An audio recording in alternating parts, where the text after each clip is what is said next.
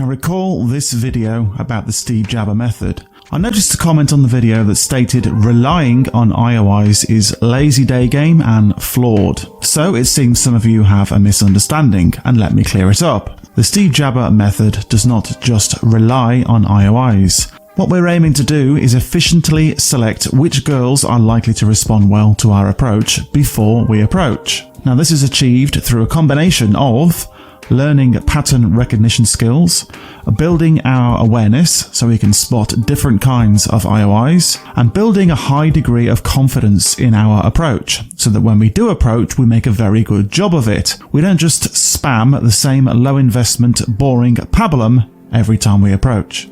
And critically, actively forcing an IOI from girls as we walk about in our day-to-day lives. The key word is actively.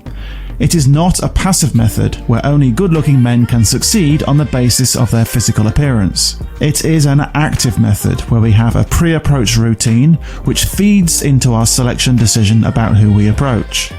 There is nothing lazy or passive about it. Furthermore, I've never said you should rely only on IOIs. In fact, I've said repeatedly that for the average day gamer, you should aim for a mix of between 30-70 or 60-40 in favour of a more cold approach. But what we're always aiming to do is to be as efficient as possible in key areas: who we approach and what happens when we approach. We aim to be as sure as possible it will go well when we approach, and we ensure the critical element of sexual tension is present in each and every interaction.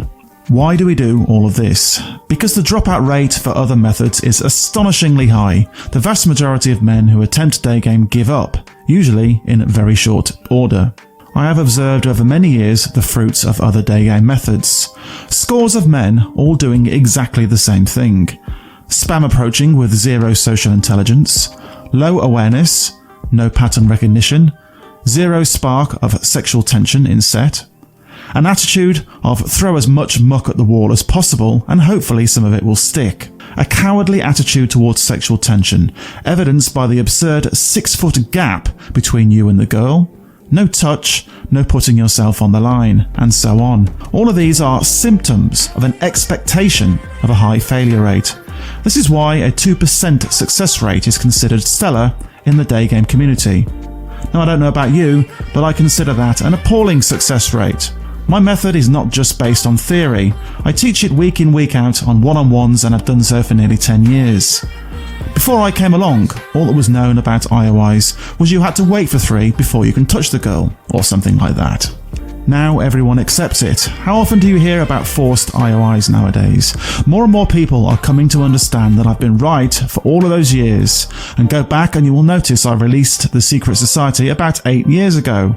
But I was talking about IOIs way before that, and doing it myself for 20 years before that. I invented it and built an entire method and ethos around it. It really is that important. Why? Because it works, not just for me, but for anyone. My clients are happy, they get results, and they continue to game for years or even decades because they are not spam approaching. I hope that clears up any confusion.